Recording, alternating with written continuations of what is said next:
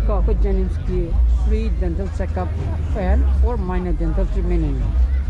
udon mayam sangaga kai kamai to kai facility phangino do hangje ko screening free dental checkup and oral screening the dental college Jennings na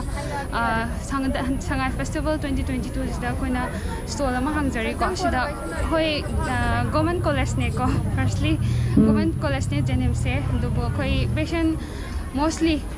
oral gi health se oral health hidi ya gi maram se patient ayamba abadi mio ayamba se loina maksuna ya gi knowledge habadi ya se karamaina luna nana thamgani ya se hakchang important body part amani habase sige maram da khangde habagi dinate ko ayambana khangba su phanam yawe dubu khangi ba chang se mostly loina makta phangdabani na sigi awareness se hena koina taki Sangai festival sida mayam tinbagi khudong chaba lawjaraga hena khangnaba mayam da khangnaba gi damak tanja ama lawjabani mostly akoina hangjari se oral screening camp oina hangjari se mostly people praja mayam se awareness oral health ki awareness sigi gi oina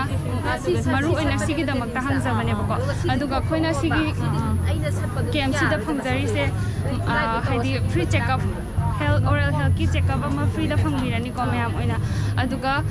treatment dana muka minor treatment habadi restoration ya ho ba mache haidi yam luna chasan ba nataba ko tin chaba orasu khitang khaktang chaba dugumba di restore habadi fill up tawba ya gani duga scaling ya sengtumba deep kumbo oiraga di ko x-ray gumba darka tane ba ko manuhupna koina khangna ba ko adumai tongna ba adugi adum haidi minor oiraga di restoration system tawe patient around adum 70 to 80 adumai la ko per day da ko ado around 40 to 50 days scaling adum tawe sida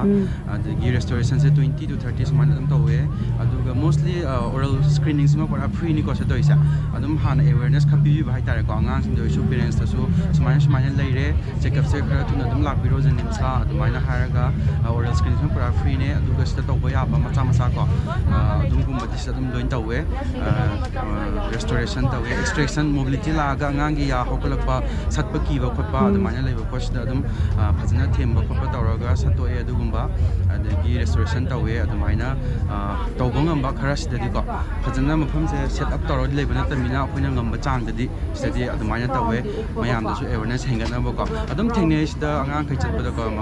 mama sina kaino adumaina hangba matam da adum haibiba esina ya yengna bani khotpa adumaina adum ta thengna je adum su yam ngai je haidi sumaina ya si su akoina take care phajana tawbadong ni haibagi adumaina ko ken awareness oina ba sumaina sinja bane akoi gi dental college Jennings ki oda ai sum ken ta khangjarage sida aziki scaling oiro ama oiro ko tawgre ba ko follow up amadi hek tawmadi changidana madudi kadai da muk to patare sida free da tawgre ba ina tawgre ko akoi follow up sida just 10 days ka koi bani na sida ngam hudaba or follow up nang hudaba ma kai dudi akoi Jennings ta lakpiyo haraga ma refer to zaman hadi Jennings ta lakpi Jennings ki OPD da changdora ta tongan no gi dental college ki da direct lakpai arne akoi sida akoi na pijari ba research ma paraga ko ticket kaktraga su dum o direct dum referral passion dum yaran yam nungai re ko thank you ko nungai re ko so yi adon mayam sida koi free dental checkup to bining ba leiraga di koi Sangai festival kodi kanda laga to boya ne ko aduga magi follow up na dum hojik moina hairi to